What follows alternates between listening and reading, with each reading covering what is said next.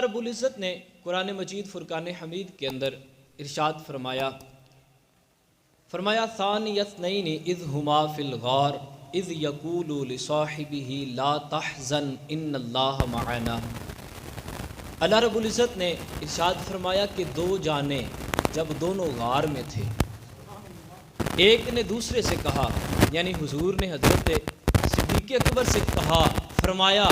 لا تحزن ان اللہ معنا، کہ اے میرے پیارے دوست ڈر نہ، خوف نہ کھا، غم نہ کھا،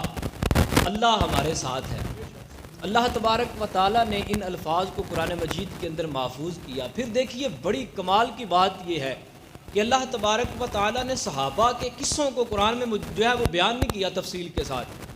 صحابہ کے جتنے معاملات ہوئے، قصے ہوئے، حضور کی محبت کے کتنے واقعات ہیں، لیکن احادیث میں کثیر ملتے ہیں، لیکن قرآن مجید کے اندر ان کی تفصیل نہیں ملتی۔ لیکن اللہ تبارک و تعالیٰ نے حضرت صدیق اکبر کی شان کو کس طرح بیان کیا کہ اللہ نے قرآن کے اندر واضح الفاظ میں فرمایا کہ جب انہوں نے اپنے یار سے کہا، اور پھر حضور سید عالم صلی اللہ علیہ وسلم کا ثانی حضرت صدیق اکبر کو ٹھہرایا، یہ نہیں کہا کہ اس نے مطلب اپنے دوست کو کہا یا اس طرح، نہ بلکہ اللہ فرماتا ہے ثانی اثنین، جو غار میں ان کے ثانی تھے۔ اور پھر دیکھیے آج کا ہمارا موضوع بھی یہی ہے، افضلیت صدیق اکبر رضی اللہ تعالی عنہ کے حوالے سے، کہ میں نے آپ کے سامنے پہلے ایک دفعہ جمعہ کے اندر ان کا تعارف عرض کیا کہ حضرت صدیق اکبر رضی اللہ تعالیٰ عنہ کو حضور صلی اللہ تعالی وسلم اور اللہ تبارک و تعالیٰ نے کتنی شانیں عطا کی۔ اب حضرت صدیق اکبر رضی اللہ تعالیٰ عنہ کو پوری امت میں اللہ تبارک و تعالیٰ نے اور رسول کریم صلی اللہ تعالی علیہ وآلہ وسلم نے افضل قرار دیا، اور اس بات پر امت کا اجماع ہے، جمہور کا نہیں بلکہ پوری امت کا اجماع ہے کہ انبیاء اور مرسلین کے بعد جو سب سے افضل ہستی ہے وہ حضرت صدیق اکبر کی ہے رضی اللہ تعالیٰ عنہ، اور اللہ تبارک و تعالیٰ نے انہیں ثانی ہونے کا، حضور سید عالم صلی اللہ علیہ وسلم کے بعد سب سے افضل ہونے کا ٹائٹل قرآن مجید میں خود عطا فرمایا۔ اور پھر دیکھیے یہ ہمارا استدلال نہیں ہے کہ ہم کہتے ہیں کہ ثانی اللہ نے فرمایا تو اس کی مراد یہ ہے کہ اللہ تبارک و تعالیٰ نے حضور کے بعد خلافت حضرت ابو بکر صدیق کو سونپ دی، یہ ہم استدلال نہیں کرتے، بلکہ جب حضرت صدیق اکبر رضی اللہ تعالیٰ عنہ خلیفہ بنے نا، خلیفہ بننے کا اعلان کرنے لگے، لوگوں کو جمع کیا گیا، خلافت کا جو ہے وہ سارا سلسلہ ہونے لگا، سوچا جا رہا تھا کہ خلافت کس کو دی جائے، تو صحابہ کی اکثر تعداد اس طرف تھی کہ حضرت صدیق اکبر آئیں، اور پھر حضرت عمر کا استدلال دیکھیے، حضرت فاروق اعظم رضی اللہ تعالیٰ عنہ فرمانے لگے کہ اللہ جن کو قرآن میں کہتا ہے وہ حضور نبی علیہ الصلوۃ والسلام کے ثانی ہیں، پھر اللہ تبارک و تعالیٰ نے یہ بھی کہا کہ جب یہ غم میں ڈوبے، حضور سید عالم صلی اللہ علیہ وسلم کی وجہ سے غم میں آئے، تو اللہ نے تسلی بھی قرآن کے اندر دی، اور پھر اللہ نے خود انہیں حضور کا ثانی بنایا ہے۔ تو ہم کون ہوتے ہیں جو صدیق اکبر کے علاوہ کسی اور کو چن لیں، جو صدیق اکبر کے علاوہ کسی اور کو اپنا خلیفہ بنا لیں، جب اللہ نے ثانی حضور سید عالم صلی اللہ تعالی وسلم کا حضرت ابو بکر صدیق کو بنایا ہے۔ یعنی یہ ثانی نبوت میں نہیں بلکہ خلافت میں، کہ حضور سید عالم صلی اللہ علیہ وسلم کے بعد جو خلیفہ بنیں گے وہ کون ہے؟ حضرت صدیق اکبر رضی اللہ تعالی عنہ۔ اور یہ استدلال حضرت فاروق اعظم رضی اللہ تعالی عنہ نے خود فرمایا اور اس آیت کریمہ سے فرمایا۔ پھر دیکھیے امامت کی ہوتی ہیں دو قسمیں، ایک ہوتی ہے امامت صغریٰ، مسئلہ بڑا سمجھنے والا ہے، توجہ سے سنیے، ایک ہوتی ہے امامت صغریٰ، ایک ہوتی ہے امامت کبریٰ۔ صغریٰ مطلب چھوٹی امامت اور کبریٰ مطلب بڑی امامت۔ اب امامت صغریٰ کہتے ہیں نماز کی امامت کو، جس طرح کے ہمارے امام صاحب ہوتے ہیں، ٹھیک ہے، وہ ہمیں نماز پڑھاتے ہیں، تو وہ امامت صغریٰ کے فرائض جو ہے وہ سر انجام دے رہے ہیں۔ اور ایک ہوتی ہے امامت کبریٰ، اس سے مراد یہ خلافت ہوتی ہے کہ حضور سید عالم صلی اللہ تعالی وسلم کی نیابت مطلقہ جس شخص کو حاصل ہو، اور پھر اس کے اختیارات کتنے ہوتے ہیں کہ حضور سید عالم صلی اللہ علیہ وسلم کی نیابت یعنی حضور کے نائب ہونے کی حیثیت سے وہ تمام مسلمانوں کے اندر عام تصرف رکھتا ہے، وہ جیسے چاہے دینی اور دنیاوی لحاظ سے مسلمانوں کے اندر تصرف فرما سکتا ہے، اور پھر مسلمانوں پر جتنے بھی دنیا کے اندر مسلمان ہوں گے ان کے لیے اس خلیفہ کی اتباع کرنا غیر معصیت کے اندر یہ لازم ہوتی ہے۔ اگر کوئی اس کی اتباع نہیں کرے گا تو گناہ گار ہوگا، اور حضور سید عالم صلی اللہ علیہ وسلم کا واضح فرمان ہے کہ اللہ تبارک و تعالیٰ اور اس کے رسول کی اطاعت کرو، اور جو میرے بعد خلیفہ ہوں جس کو تم پر امیر بنایا جائے تم پر اس کی اطاعت بھی لازم ہے۔ تو ہم نے اطاعت کرنی ہے، اور یہ حضور سید عالم صلی اللہ تعالی وسلم نے ہمیں حکم ارشاد فرمایا۔ پھر دیکھیے میں نے ذکر کیا امامت کی قسمیں کتنی ہیں؟ دو، امامت صغریٰ اور امامت کبریٰ۔ اب دیکھیے حضرت صدیق اکبر رضی اللہ تعالیٰ عنہ کی شان کیسی، کتنی بلند مرتبہ شان کہ حضور سید عالم صلی اللہ علیہ وسلم ابھی حیات ہیں، زندہ ہیں، اس وقت حضور سید عالم صلی اللہ علیہ وسلم نے امامت صغریٰ کے مصلی رسول پہ یعنی اپنے مصلی پہ جس کو کھڑا کیا اس کو بھی حضرت ابوبکر صدیق کہا جاتا ہے۔ اور بڑی تاکید کے ساتھ میں ابھی عرض کرتا ہوں، حدیث متواتر ہے، حضرت ابو موسیٰ اشعری رضی اللہ تعالیٰ عنہ اس کو روایت کرنے والے، صرف ایک حضرت ابو موسیٰ نہیں، حدیث متواترہ پہلے سنیں کسے کہتے ہیں؟ حدیث متواترہ کہتے ہیں جس کو نقل کرنے والے کثیر لوگ ہوں، اتنے لوگ ہوں کہ جن کا جھوٹ پر جمع ہونا محال ہے، ممکن نہیں ہے کہ وہ جھوٹ بول رہے ہوں، اتنے شخص جمع ہوں اور وہ حدیث اتنے طبقات کے اندر ہی کثیر تعداد کے اندر روایت کی جاتی ہو، اور پھر حدیث متواتر کا انکار کرنے والا دائرہ اسلام سے خارج ہے۔ اس سے جو علم حاصل ہوتا ہے وہ قطعی علم حاصل ہوتا ہے، یقینی علم حاصل ہوتا ہے۔ جو حدیث متواتر سے علم حاصل ہوتا ہے وہ ایسے ہی ہے جیسے قرآن سے علم حاصل ہوا ہے،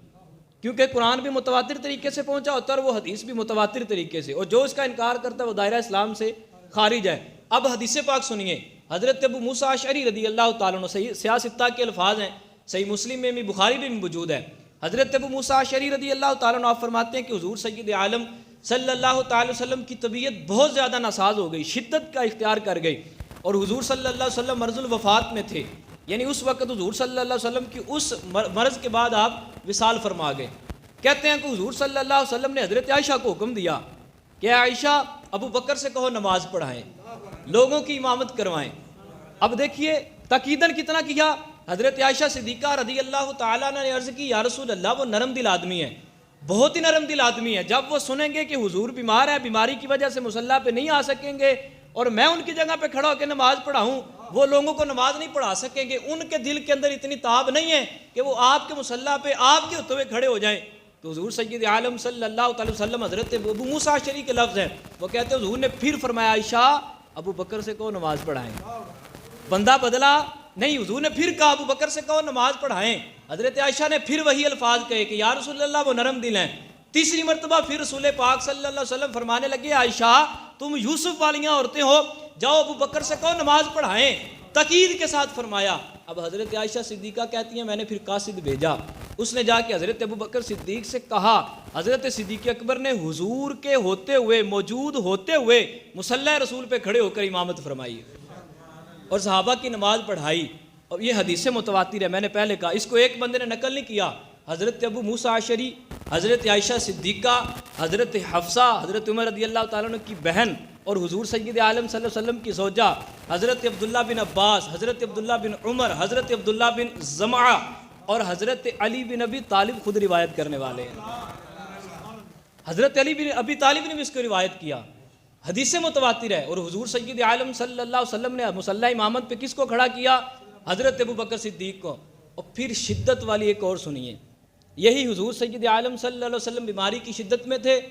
کتنی شدت کے ساتھ، کتنی تاکید کے ساتھ حضور حضرت ابو بکر صدیق کو مصلی پہ کھڑے کرتے تھے۔ اس بات کو میں سمجھانا چاہ رہا ہوں، حضرت عبداللہ بن زمعہ اور حضرت عبداللہ بن عمر، ان دونوں نے مستدرک حاکم کے اندر یہ حدیث پاک موجود ہے، مستند کے اندر بھی موجود ہے کہ حضرت عبداللہ بن زمعہ کہتے ہیں کہ حضور سید عالم صلی اللہ علیہ وسلم نے مجھ سے کہا کہ لوگوں کی امامت کے لیے کسی کو کہو لوگوں کو نماز پڑھائیں۔ حضور خود تشریف نہ لا سکے بیماری کی وجہ سے، تو کہتے ہیں مجھ سے انہوں نے رسول پاک صلی اللہ علیہ وسلم فرمانے لگے کسی کو کہو لوگوں کو نماز پڑھائے۔ اب کہتے ہیں میں آیا، میں نے دیکھا ابو بکر کی طرف نظر اٹھا کے تو حضرت ابو بکر صدیق موجود نہ تھے، تو میں نے فاروق اعظم رضی اللہ تعالیٰ عنہ سے کہا سیدی آپ نماز پڑھا دیں، حضور آپ مصلی پہ کھڑے ہوں۔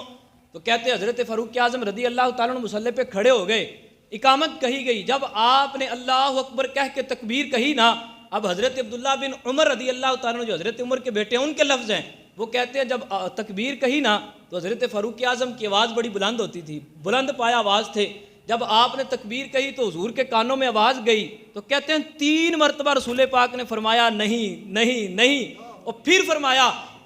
ابن ابی قحافہ کہاں ہے، اس کو کہو لوگوں کی نماز پڑھائے۔ اللہ تبارک و تعالیٰ کو یہ بات پسند نہیں ہے کہ ابو بکر کے ہوتے ہوئے لوگوں کو نماز کوئی اور آ کے پڑھا دے، پسند ہی نہیں ہے۔ اللہ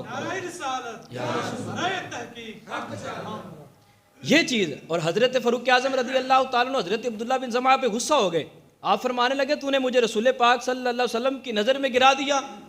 کہ رسول پاک صلی اللہ علیہ وسلم حکم دیتے ہیں کہ ابو بکر کے ہوتے ہوئے کوئی نماز نہ پڑھائے، اور تو نے آ کے مجھے کہہ دیا پھر حضرت عبداللہ بن زمعہ نے معذرت کی اور کہنے لگے کہ سیدی انہوں نے اس وقت نہیں فرمایا تھا کہ ابو بکر سے کہیں، اور ابو بکر تھے نہیں، اس لیے میں نے آپ سے عرض کیا تھا، ورنہ ابو بکر کے ہوتے ہوئے ہمیں بھی معلوم ہے کہ جب ابو بکر کسی قوم میں موجود ہوں تو کسی اور کی ہمت نہیں ہے کہ وہ مصلی امامت پہ آ کے کھڑا ہو جائے، کسی اور کی ہمت نہیں۔ اور پھر دیکھیے حضرت سہل بن سعد رضی اللہ تعالیٰ عنہ، آپ فرماتے ہیں کہ رسول پاک صلی اللہ تعالی وسلم نے قبیلہ عمر بن عوف کے اندر لڑائی ہوئی، جھگڑا ہو گیا، صلح کروانے کے لیے گئے تو حضور نے تاکیداً حضرت بلال سے کہا، حضرت بلال سے تاکیداً فرما کے گئے کہ میں اگر پہنچ نہ پاؤں، ظہر کی نماز پڑھا کے گئے اور فرمایا اگر میں پہنچ نہ پاؤں تو ابو بکر سے کہنا وہ لوگوں کو امامت کروائے، ابو بکر سے کہنا۔ یہ میں امامت صغرا سمجھانا چاہ رہا ہوں، چھوٹی امامت، یعنی مصلی رسول پہ جو کھڑے ہو کے امامت کی جاتی ہے نسبتاً چھوٹی نہیں، لیکن امامت کبریٰ کی بنسبت یہ چھوٹی ہے۔ اب حضرت صدیق اکبر رضی اللہ تعالیٰ عنہ کے بارے میں رسول پاک نے فرمایا کہ بلال اگر میں نہ پہنچوں تو صدیق اکبر سے کہنا وہ لوگوں کو نماز پڑھائے۔ اب دیکھیے حضرت بلال حبشی رضی اللہ تعالیٰ عنہ نے عصر کی اذان پڑھی، انتظار کیا، حضور صلی اللہ علیہ وسلم نہ آئے تو پھر حضرت ابو بکر سے کہا لوگوں کو نماز پڑھائیں۔ حضرت صدیق اکبر نے نماز شروع کر دی، صحابہ کہتے ہیں حضرت ابو بکر صدیق نماز پڑھا رہے ہیں، دوران نماز حضور سید عالم صلی اللہ علیہ وسلم تشریف لے آئے۔ اب دوران نماز حضور تشریف لائے، حضرت ابو بکر صدیق رضی اللہ تعالیٰ نماز میں مگن تھے، صحابہ نے دیکھا حضور آ گئے۔ اب صحابہ کو بھی پتا تھا کہ حضور جب آ جائیں پھر مصلی امامت پہ خود ہی کھڑے ہوں گے، کسی اور کی مجال نہیں ہے کہ وہ مصلی پہ چڑھ جائے، مصلی پہ نہیں۔ پھر صحابہ کرام رضوان اللہ علیہم اجمعین تصفیق کرنے لگے، یعنی اپنا سیدھا ہاتھ اپنے الٹے ہاتھ کی پشت پہ مارنے لگے۔ جب آواز پیدا ہوئی حضرت ابو بکر صدیق نے نظروں کی پلک سے ایسے پیچھے دیکھا تو نظر پڑی حضور سید عالم صلی اللہ علیہ وسلم کے جلوے نظر آئے تو حضرت ابو بکر صدیق پیچھے کی طرف آنے لگے۔ اب دیکھیے حضور صلی اللہ علیہ وسلم امام الانبیاء ہیں، معراج کی رات خود انبیاء کو امامت کروائی، آپ کے ہوتے ہوئے نبیوں کی بھی مجال نہیں کہ مصلی رسول پہ کھڑے ہو جائیں، مصلی پہ آ جائیں، لیکن اس وقت رسول پاک صلی اللہ علیہ وسلم پچھلی صف میں کھڑے ہیں اور ابو بکر کو حکم دے رہے ہیں ابو بکر لوگوں کو نماز پڑھاتے رہو، نماز جاری رہو۔ یعنی حضور سید عالم صلی اللہ علیہ وسلم کو یہ بات پسند تھی کہ میں اگر پیچھے بھی ابو بکر کے نماز پڑھ لوں گا تو یہ بھی مجھے قبول ہے، یہ بھی مجھے قبول ہے، لیکن وہ پھر ابو بکر کا عشق ہے، وہ ان کی محبت ہے، پیچھے ہٹ گئے، رسول پاک صلی اللہ علیہ وسلم کے فرمانے کے باوجود پیچھے آ گئے۔ رسول پاک صلی اللہ علیہ وسلم نے نماز مکمل کی، حضرت ابو بکر صدیق کی طرف دیکھا اور فرمانے لگے ابو بکر میں نے تجھے کہا تھا نماز پڑھاؤ، نماز جاری رکھو، تم پیچھے کیوں آئے؟ حضرت ابو بکر صدیق کی آنکھوں میں آنسو آ گئے، کہنے لگے ابن ابی قحافہ کی اتنی مجال نہیں ہے یا رسول اللہ کہ آپ کے ہوتے ہوئے وہ آپ کے مصلی پہ آ کے کھڑا ہو جائے اور آپ کو نماز پڑھائے۔ تو حضور سید عالم صلی اللہ علیہ وسلم نے تو اپنی زندگی کے اندر، اپنی حیات طیبہ کے اندر تاکید کے ساتھ، اور یہ حدیثیں کئی موجود ہیں اس بات پر کہ حضور صلی اللہ علیہ وسلم نے مصلی پہ حضرت ابو بکر صدیق رضی اللہ تعالی عنہ کو کھڑا کیا۔ اور پھر ایک اور حدیث سنیے، حضرت عائشہ صدیقہ رضی اللہ تعالیٰ عنہ فرماتی ہیں کہ ایک مرتبہ نہ حضور کسی کی صلح کروانے کے لیے چلے گئے، پیچھے سے بتا کے نہیں گئے کہ نماز کس نے پڑھانی ہے اگر میں نہ پہنچوں تو حضرت بلال حبشی رضی اللہ تعالیٰ اذان کہی، نماز کا وقت ہو گیا، حضرت صدیق اکبر سے کہا نماز پڑھائی۔ اب لوگ نماز پڑھ کے بیٹھے ہیں، حضور تشریف لے آئے، پوچھا نماز کس نے پڑھائی ہے؟ آتے سوال پہلا کیا کیا؟ نماز کس نے پڑھائی ہے؟ حضرت بلال حبشی رضی اللہ تعالیٰ عنہ عرض کرنے لگے یا رسول اللہ صدیق اکبر نے پڑھائی ہے۔ اب رسول پاک کے لفظ سنیے کتنے حسین، فرمانے لگے احسنتم، احسنتم، تم نے بہت ہی اچھا کیا۔ اور پھر فرمایا لا ينبغي لقوم فیہم ابو بکر ان یؤمہم غیرہ، کہ حضور کہ کسی قوم کے لیے یہ جائز ہی نہیں ہے کہ جب ان کے اندر ابو بکر موجود ہوں لوگوں کو نماز کوئی اور پڑھا دے۔ صاحب شریعت کیا فرما رہے ہیں؟ یہ جائز ہی نہیں ہے، میں اسے جائز ہی قرار نہیں دیتا کہ ابو بکر کے ہوتے ہوئے مصلی امامت پہ کوئی اور آ کے کھڑا ہو جائے، کوئی اور کھڑا نہیں ہو سکتا۔ اور پھر یہ امامت تھی امامت صغرا، یعنی نماز کی امامت، اس پر بھی حضور سید عالم صلی اللہ علیہ وسلم نے اپنے مصلی پہ ابو بکر کے ہوتے ہوئے کسی اور کو کھڑے ہونے کی اجازت عطا نہیں فرمائی۔ کثیر احادیث پہ اس بات پر موجود ہیں۔ اور حضور صلی اللہ علیہ وسلم کے مرض الوفات کے اندر 8 دن تک حضرت ابو بکر صدیق مصلی رسول پہ کھڑے ہو کے نمازیں پڑھاتے رہے، اور بعض روایات کے اندر 17 نمازیں حضرت ابو بکر صدیق نے حضور کی موجودگی کے اندر مصلی رسول پہ کھڑے ہو کے پڑھائی ہیں، جن کو اتنا شرف رسول پاک صلی اللہ علیہ وسلم نے خود عطا فرمایا ہو، پھر ان سے بڑھ کے کون افضل ہو سکتا ہے؟ اور پھر دیکھیے ایک مرتبہ رسول کریم صلی اللہ علیہ وسلم جا رہے تھے، حضرت ابو ذر غفاری رضی اللہ تعالیٰ عنہ آپ بھی ساتھ ساتھ تھے، آپ فرماتے ہیں ہمارے ساتھ نا حضرت ابو بکر صدیق رضی اللہ تعالیٰ عنہ یہ بھی جا رہے تھے، یہ بھی چل رہے تھے. کہتے ہیں کبھی میں نا کبھی کبھی حضرت ابو بکر صدیق سے آگے بڑھ جاتا، چلنے میں کبھی کبھی آگے نکل جاتا. حضور نے دیکھا تو مجھ سے فرمانے لگے ابو ذر تو یہ کیا کر رہا ہے؟ تو میں نے عرض کی یا رسول اللہ کیا ہوا؟ رسول پاک صلی اللہ علیہ وسلم فرمانے لگے اے ابو ذر سورج کبھی بھی حضرت ابو بکر صدیق سے بڑھ کر نہ کسی افضل شخص پہ طلوع ہوا ہے اور نہ ہی کبھی سورج غروب ہوا ہے. یعنی اسلام کے اندر میرے بعد انبیاء کے بعد کوئی اتنا بڑی شخصیت نہیں ہے کہ جس پر سورج طلوع ہوا ہو. یعنی فرمانے کا آسان مطلب یہ ہے کہ انبیاء اور مرسلین کے بعد کوئی ابو بکر سے افضل نہیں ہے، یہ سب سے زیادہ افضل ہیں. اور پھر دیکھیے حضور سید عالم صلی اللہ علیہ وسلم نے خلافت کی طرف بھی اشارے فرمائے.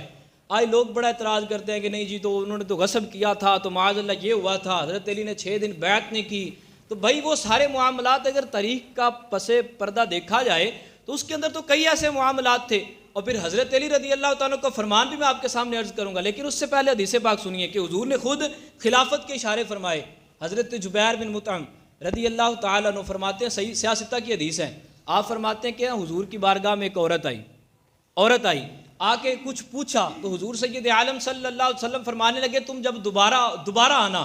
تو جب یہ فرمایا نا تو عورت کہنے لگی یا رسول اللہ صلی اللہ علیہ وسلم اگر میں آپ کو دوبارہ آؤں نہ پاؤں تو پھر کس کے پاس جاؤں؟ عقدہ کھول دیا نا، گیرا کھول دی. کہ وہ ان کا پوچھنے کا مطلب یہ تھا کہ اگر آپ اس دنیا سے ظاہری طور پر رخصت ہو جائیں تو میں پھر کس کے پاس آؤں؟ تو حضور سید عالم صلی اللہ علیہ وسلم فرمانے لگے اگر تو مجھے نہ پائے جب تو دوبارہ آئے تو میرے ابو بکر کے پاس چلی آنا، میرے ابو بکر کے پاس چلی آنا. اور پھر حضرت عائشہ صدیقہ رضی اللہ تعالیٰ عنہ فرماتی ہیں کہ حضور سید عالم صلی اللہ علیہ وسلم نے مجھ سے فرمایا، جب حضور بیمار تھے نا، حضور صلی اللہ علیہ وسلم کی بیماری شدت پکڑ گئی تو حضور سید عالم صلی اللہ علیہ وسلم نے مجھ سے فرمایا عائشہ اپنے بھائی عبد الرحمن بن ابو بکر کو بلاؤ اور اپنے والد کو بلاؤ تاکہ میں انہیں ایک تحریر لکھ دوں. اور پھر حضور سید عالم صلی اللہ علیہ وسلم کے لفظ سنیے، حضور فرمانے لگے عائشہ رہنے دو، پھر منع فرما دیا اور فرمایا یا باللہ والمؤمنون الا ابی بکر. حضور فرمانے لگے عائشہ اللہ اور مومنین جو ایمان رکھنے والے ہیں وہ ابو بکر کے علاوہ کسی اور کو پسند ہی نہیں فرمائیں گے. اللہ اور مومنین میرے بعد کسی کو اختیار ابو بکر کے علاوہ نہیں کریں گے. اب حضور تو یہ فرما رہے ہیں کہ اللہ بھی اختیار نہیں کرے گا، مومنین بھی اختیار نہیں کریں گے. اس وقت کے جتنے بھی مسلمان تھے سب نے حضرت ابو بکر صدیق کی بیعت کی، سب مومن تھے. حضور نے کہا تھا یہ مومن ہے، اس لیے جو مومن ہوگا وہ حضرت ابو بکر کی خلافت کا اقرار کرے گا، وہ انکار نہیں کرے گا، وہ آپ کو خلیفۃ بلا فصل مانے گا. اور جو مومن نہیں ہے چاہے وہ اپنے آپ کو 1000 مرتبہ کرے میں بڑا مومن ہوں، میں بہت بڑا مسلمان ہوں، 1000 مرتبہ کہے، لیکن رسول پاک صلی اللہ علیہ وسلم فرماتے ہیں جو ابو بکر کی امامت سے خوش نہیں ہے، ابو بکر کی خلافت سے خوش نہیں ہے، وہ مومن بھی نہیں ہو سکتا. کیونکہ مومن تو خوش ہوتا ہے، مومن تو وہ ہے جو حضرت صدیق اکبر کا نام سنے تو سینہ چوڑا جائے، گلاب کی مانند چہرہ کھل اٹھے. اور پھر دیکھیے حضرت علی المرتضیٰ رضی اللہ تعالیٰ عنہ جن کے ساتھ لوگ نسبت دے کے اعتراض کرتے ہیں، باتیں کرتے ہیں، وہ کیا فرماتے ہیں؟ حضرت علی المرتضیٰ رضی اللہ تعالیٰ عنہ آپ فرماتے ہیں کہ حضور سید عالم صلی اللہ علیہ وسلم نے اپنی حیات طیبہ کے اندر جب حضور بیمار تھے، جو میں نے حدیث پاک پہلے بھی عرض کی وہ پوری تفصیل کے ساتھ، حضرت علی المرتضیٰ رضی اللہ تعالیٰ عنہ فرماتے ہیں کہ حضور نے مصلی امامت پہ حضرت ابو بکر صدیق کو جب کھڑا کیا نا، اب دیکھیے لفظ کتنے پیارے ہیں. حضرت علی رضی اللہ تعالیٰ عنہ فرمانے لگے میں اس وقت موجود تھا. آنے والی تمام امت کے لیے رہنمائی کے الفاظ ہیں کہ جو حضرت ابو بکر پر حضرت علی کو فضیلت دیتے ہیں ان کے لیے. حضرت علی فرمانے لگے میں موجود تھا، یعنی ایسا نہیں کہ میں غائب تھا تو اس لیے حضرت حضور صلی اللہ علیہ وسلم نے حضرت ابو بکر کو کہا میں موجود تھا. اور پھر فرمانے لگے میں غائب بھی نہیں تھا، پھر فرمانے لگے میں بیمار بھی نہیں تھا بھی صحت مند، کہ میری بیماری کی وجہ سے حضرت ابو بکر کو کہا، ایسا بھی نہیں بلکہ میں صحت مند تھا، موجود بھی تھا. اور حضور سید عالم صلی اللہ علیہ وسلم نے میری موجودگی کے اندر حضرت ابو بکر صدیق کو کہا کہ وہ مصلی پہ کھڑے ہو جائیں. اور پھر حضرت حضرت علی المرتضیٰ کرم اللہ تعالی وجہ الکریم فرماتے ہیں کہ جو شخص مجھے حضرت عمر فاروق اعظم اور حضرت صدیق اکبر پر فضیلت دے گا میں اسے 80 کوڑے ماروں گا، 80 کوڑے ماروں گا، اس پر مفتری کی حد لگاؤں گا. آج لوگ سوچ لیں کہ اگر علی رضی اللہ تعالیٰ عنہ کے چھتروں سے بچنا ہے تو پھر اپنے آپ کو ان کے فرمان کے مطابق ڈھال بھی لینا چاہیے. کہ حضرت علی فرماتے ہیں کہ میں اس کو 80 کوڑے ماروں گا، مفتری کی حد لگاؤں گا، وہ جو مجھے حضرت فاروق اعظم اور حضرت صدیق اکبر سے افضل بتائے گا۔ اور پھر حضرت علی رضی اللہ تعالیٰ نے خود اس الفاظ کو بیان کیا۔ آپ حضرت ابو بکر صدیق نے جب خلافت کا اعلان کیا نا، لوگ آپ کی بیعت کرنے لگے، اور جب حضرت علی داخل بیعت ہوئے، آپ نے جب حضرت صدیق اکبر کی بیعت کی تو تاریخی الفاظ ارشاد فرمائے اور فرمانے لگے رسول پاک صلی اللہ تعالیٰ علیہ وآلہ وسلم نے ہمارے دین کے لیے ہمارا پیشوا آپ کو چنا ہے، تو پھر کون ہے، کس کے اندر اتنی جرت ہے کہ وہ ہماری دنیا کے لیے کسی اور کو اپنا پیشوا بنا لے؟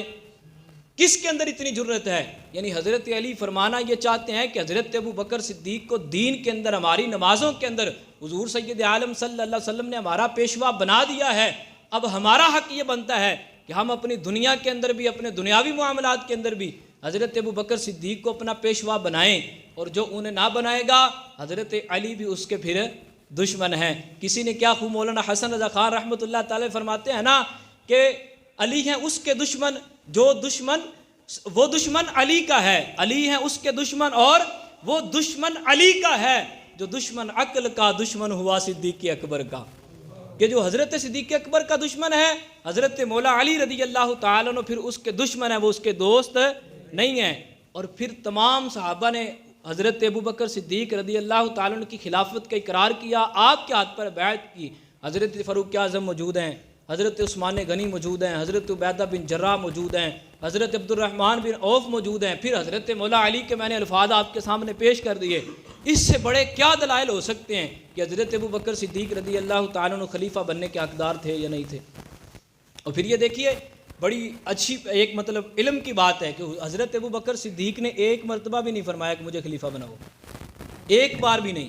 یہ صحابہ نے خود حضور سید عالم صلی اللہ علیہ وسلم کے الفاظ کی وجہ سے، حضور سید عالم صلی اللہ علیہ وسلم کی ان سے محبت کی وجہ سے، اور حضرت فاروق اعظم تو فرمایا کرتے تھے کہ حضور سید عالم صلی اللہ تعالی وسلم کے بعد ہمارے سردار حضرت صدیق اکبر رضی اللہ تعالی عنہ ہیں، اور حضور صلی اللہ علیہ وسلم کے نزدیک ہم سب میں افضل بھی حضرت صدیق اکبر رضی اللہ تعالی عنہ ہیں۔ یہ حضرت فاروق اعظم فرمایا کرتے تھے۔ اور پھر دیکھیے آج ایک بڑا مسئلہ نکلا ہوا ہے، بڑا یہ لوگ اعتراض کرتے ہیں کہ جب حضور نے نہیں کسی کو افضل بتایا، صحابہ نے اپنے اندر افضلیت نہیں کی، سارے صحابی ہونے میں برابر ہیں، تو پھر ہم کیوں کہ یہ فلاں افضل ہے تو فلاں افضل نہیں ہے، فلاں اس طرح کا تو فلاں اس طرح کا۔ یہاں پہ بات سنیے، اللہ تبارک و تعالیٰ نے قرآن مجید کے اندر انبیاء کے بارے میں ارشاد فرمایا، 3 پارہ پہلی آیت کے اندر اللہ ارشاد فرماتا ہے تلک الرسل فضلنا بعضهم علی بعض،